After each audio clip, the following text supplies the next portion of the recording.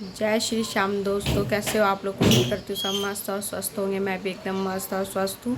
3 दिन से मेरी तबीयत ख़राब है, जिसके कारण मेरा ब्लॉग नहीं आ रहा है। उसके लिए मैं बहुत ज़्यादा आपसे माफ़ी मांगती हूँ। जिनकी भी मेरे पे मैसेज आए कि आपने ब्लॉग क्यों नहीं डाला, उन सबको मैं बताना चाहूँगी मेरी 2-3 दिन से तबीयत ख़राब है, इस वजह से मैं ब्लॉग नहीं डाल पा रही हूँ। पर हाँ, आज से थोड़ा सा मैं ठीक हूँ, अपने आप को थोड़ा सा ठीक महसूस कर रही हूँ। इस कारण मैं अपना ब्लॉग डाल रही हूँ। तो आप बने रहिए मेरे ब्लॉग में। आप करने लग गए हम घर के काम वही होता है। सुबह का झाड़ू पोछा सफाई यही काम होता है और इसके अलावा कुछ काम होता नहीं है। सुबह के टाइम ये काम ही बहुत भारी दिखाई देता है, पर क्या करें, करना तो पड़ेगा ही। जब शादी कर ली तो शादी करने के बाद तो ससुराल वालों की सुननी पड़ती है। जब उनके अकॉर्डिंग करना पड़ता है, साफ़ सफाई, कपड़े। बच्चों ने रात इसमें खाना खाते समय गिरा दिया था पानी, सोते समय पानी पीते हुए बोतल से, इसलिए मुझे ये बिस्तर पलटना पड़ा। क्योंकि क्योंकि ये इनकी फिर अभी बरसात का मौसम है तो गद्दे सूखेंगे भी कहाँ, तो इसलिए मैंने कहा पलट ही देती हूँ इसको। थोड़ी सी चादर बेड से कुछ ज़्यादा ही बड़ी है, जिसके कारण मुझे इसको मतलब बेड के नीचे घुसानी पड़ी। मतलब दोनों चारों तरफ से गद्दों के नीचे डाल के फिर इसको करने की, फिर जो फैला रखा था उसको समेटा, फिर इसको जो सामान जहाँ पे रखने की जगह थी, देखो बच्चों ने कितना सामान है, गुड्डे गाड्डे सब नीचे फेंक देते हैं रात के टाइम। यकीन नहीं करोगे आप लोग कि ये लोग इतना फैलाते हैं कि जिसकी कोई हद नहीं है। फिर मेरा लड़का बार बार इस कबर्ड को खोलता रहता है, वो कपड़े बाहर निकालता रहता है। फिर इसको अंदर किया, फिर मैंने फटाफट से झाड़ू मार दी। सारे में झाड़ू मारते मारते फिर मेरा हस्बैंड भी, सभी लोग इधर उधर घूम रहे थे। सुबह के टाइम बहुत अफरा तफरी में होता है। सुबह का काम ही होता है कि बस जल्दी से काम निपट जाए, क्योंकि फिर पूरा दिन अगर इन सुबह काम निपट जाए तो इंसान पूरा दिन फ्री रहता है। और सुबह भी काम ना निपटे तो पूरा दिन इंसान का चह पेपर में चले जाता है। और मेरे ये 2 बच्चे हैं जो मुझे बहुत ज़्यादा परेशान करते हैं, पूरा दिन सोने नहीं देते हैं, उठने नहीं देते हैं। इतना बुरा हाल है कि अगर मैं सुबह 8 बजे उठती हूँ तो रात को 10-11 बजे ही सोती हूँ। ऐसे किस किस के साथ होता है, कौन कौन ऐसे बच्चों को के साथ परेशान होता है, प्लीज़ मुझे कमेंट करके बताना। पर मैं तो बहुत परेशान होती हूँ, मेरा मन करता है कि बस मैं क्या बताऊँ इन बच्चों से, मैं इतने परेशान हो जाती हूँ। पर क्या करूँ, माँ हूँ, झेलना तो पड़ेगा। इनको रखना, वो करना। अभी देखो ये छोटा वाला जो है, ये मिनट मिनट में पीछे आधा जाता रहता है। फिर इसका भी ये ध्यान दो, फिर ये कभी लग ना जाए। फिर इनसे खाट बाहर सरकाए, मैं कहा तुम इसे बाहर रख दो, यहाँ पे कोई फ़ायदा नहीं है, यहाँ पे इतनी जगह फालतू की घेर रखी है। और यहाँ पे मतलब मैं थोड़ा सा ना, कल मैं काम नहीं कर पाई थी क्योंकि मेरी तो तबीयत ख़राब चल रही, तो सफाई इतने अच्छे से हो नहीं पा रही थी।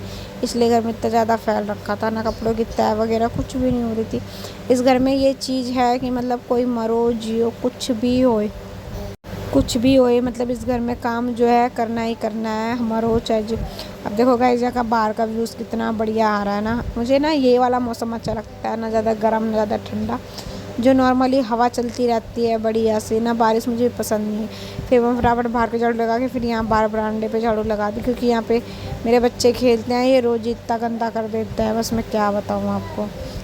देखो इस टाइम बरसात में पौधे भी कितने अच्छे हो रहे हैं, हरे भरे से।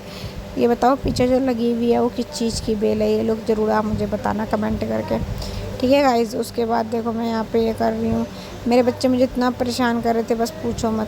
फिर जो थोड़े बहुत जो बाहर के कपड़े थे वो मैं अंदर लेके आई। अंदर लेके मैंने कहा इन कपड़ों की भी तह लगा दूँ, अगर ये तह नहीं लगेंगे तो ये भी ऐसे ही पड़े रहेंगे, क्योंकि ये तो कब से, मतलब ये देख लो 3-4 दिन से मैं बीमार थी ना, तो यहाँ पे मतलब इन्होंने बिस्तर तो वो कपड़े कुपड़े कुछ तय नहीं लगाया, खाना तक नहीं बनाया। भाई ये बंदे ऐसे हैं कि मैं ना बस खाना में भूखी पानी पी के गुजारा कर रहा है अपना पानी का।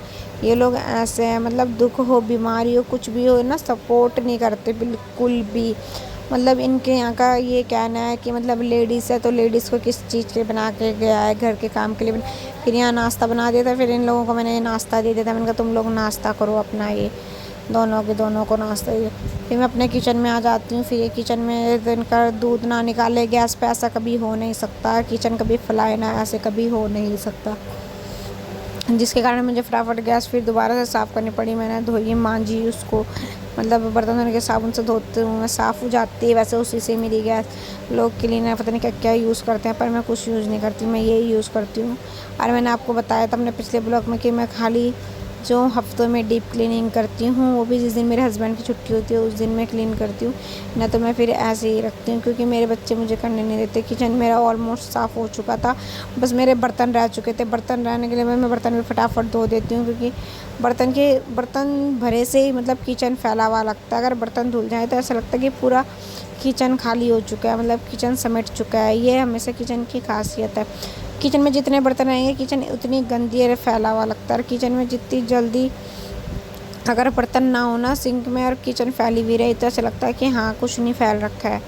ये चीज़ है किचन का, तो इसलिए मैंने बोला बर्तन भी धो देती हूँ, क्योंकि ये बर्तन रह चुके थे। तो गाइस इस कढ़ाई के ऊपर मत जाना, ये कढ़ाई हलवाइयों की कढ़ाई है, ये मेरे ससुर की कढ़ाई है, वो हलवाई लोग हैं तो वो बर्तनों को ऐसे ही काले करते हैं। वो इनके ऊपर मत जाना, क्योंकि इनका तो काम ही ये है कि बस तेल पकाते रहना, उसको फिर कढ़ाई को धोना मत, वो तो काला ही करते रहते हैं। वो तो इनका बहुत पहले से याद आता है। मैंने पोछा मार रही थी डंडे से पोछा वैसे बहुत अच्छा लगता है, पर मेरे से लगाया ही नहीं गया आज, क्योंकि मेरी आज थोड़ी सी हालत डाउन थी। इसलिए मैंने सोचा फटाफट से इसको वैसे ही लगा देती हूँ अपने हाथों से कमरे में। तो बाहर तो फिर मैंने कहा चल वाइपर से ही देख लूँगी लगाने का।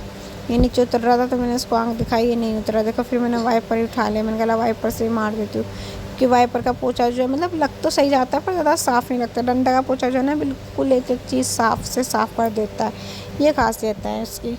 फिर मैंने पोछा लगाया सारे में, मतलब जितना पोछा मैं बार पोछा लगाती रही।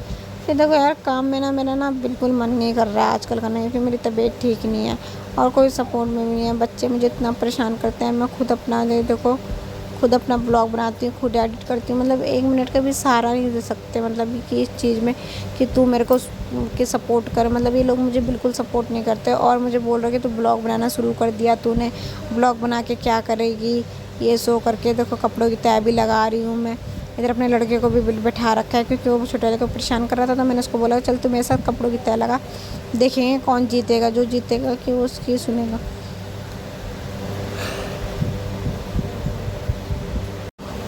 फिर हमने देखा तो कपड़ों की तय लगाते फिर ये इतना टाइम हो गया था, क्योंकि मैंने कपड़े भी धोने थे। कपड़े धोने के लिए फिर मैंने फटाफट से कपड़े धोए। कपड़े धोते फिर मेरा दिमाग और ज़्यादा ख़राब हो गया, क्योंकि कपड़े इतने मतलब थे, फिर ये लोग सामान फैला रहे थे।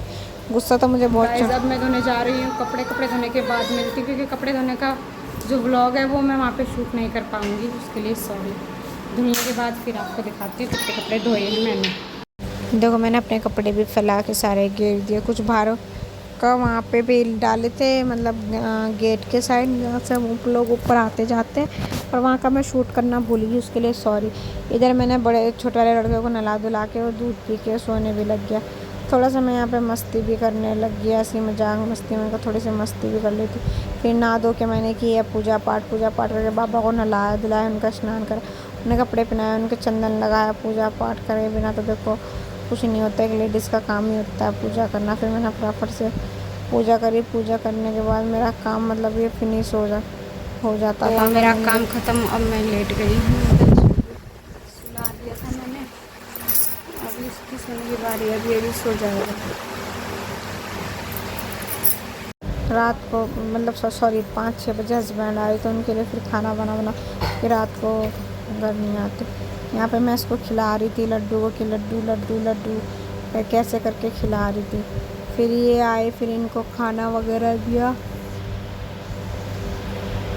खाना खूना देने के बाद इनको खाना खिलाया, फिर ये चले गए काम पे। फिर मैंने कहा भी अपना ये काम निपटा दूँ, रात का भी फिर रात से फ्री हो जाऊँगी। फिर ये है कि मैंने रात का भी फिर फटाफट से खाना वाना बना के फटाफट आलू मटर की सब्ज़ी और रोटी से सूख के दे दी थी। फिर ये बर्तन पड़े थे 2-4, फिर से 2-4 बर्तन धोए। बर्तन धोने के बाद फिर मैंने सोचा बस सारा काम ही ख़त्म हो जाएगा बर्तन धोने के बाद, तो क्योंकि रात बहुत हो चुकी थी, मैं थक गई थी, क्योंकि वो 7 बजे गए थे काम पे। फिर मेरे बस की नहीं था और काम करना, क्योंकि मेरा भी तबीयत ठीक नहीं है, इसलिए मैं ज़्यादा काम नहीं कर पाती हूँ। अच्छा गाइस यहीं पे करते हैं ब्लॉग को समाप्त, क्योंकि अब रात के हो चुके हैं 10:30 बज चुके हैं, क्योंकि अब सबका हो गया सोने का टाइम और मेरा भी हो चुका है सोने का टाइम। बट मैं क्या करूँ, मैं 2 बच्चों की माँ हूँ तो मैं नहीं सो सकती जब तक मेरे बच्चे नहीं सोएंगे। एक ये लगा हुआ है, एक उधर लगा हुआ है। घर की हालत अगर मैं आपको दिखाऊँ तो घर की हालत कितनी इन्होंने कर दी है। अब देखो आप सभी देखो कितनी बेकार से इसने हालत, पूरा घर मेरा ऐसे ही फैला रखा है, बाहर देख लो चाहे अंदर देख, ठीक है। उसके बाद दूध भी कोई बात नहीं, तो मैं सुबह समेट दूँगी, उससे कोई दिक्कत नहीं है। बच्चा है, फैलाएगा, वो करेगा, वो तो कोई बात नहीं, कोई दिक्कत नहीं है मुझे। पर चलो गाइस, देखो थोड़ी सी मैं आपसे आपकी यही बोलूँगी कि आपको मेरे अंदर क्या ऐसे अच्छी चीज़ें लगती है, या मेरा कुछ ऐसा चीज़ आपको अच्छा लगे, वो मैं आपको बहुत अच्छे से दिखाऊँगी।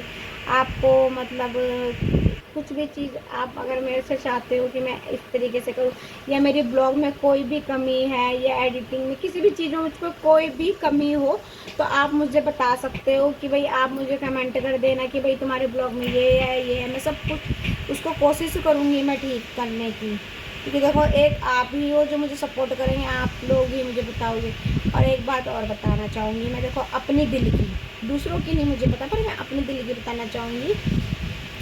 अगर लाइफ में तुम खुद पे ऊपर डिपेंड हो, सेल्फ इंडिपेंडेंट हो, या आपके लाइफ में तुम कोई जॉब या कुछ भी करते हो, मतलब एनीवे अगर आपके पास मतलब ये है ना कि मनी समझ लो, एक तरीके से मनी है, तो आपको ससुराल हो, मायका हो, सब बहुत अच्छे से पूछेंगे। अगर आप उनके ऊपर निर्भर हो, उनके ऊपर डिपेंड हो, चाहे ससुराल हो चाहे मायका हो, वो कोई तुम्हें सपोर्ट नहीं करेगा। चाहे तुम सही हो चाहे तुम गलत हो, वो तुम्हें फिर भी कभी सपोर्ट करना नहीं चाहेंगे, क्योंकि उनकी जो बात है ना, उनका जो नज़रिया है, उनका सिर्फ अब की जो डेट में ना कोई किसी का नहीं है, ना फैमिली, ना हस्बैंड, ना बच्चे, कोई नहीं है।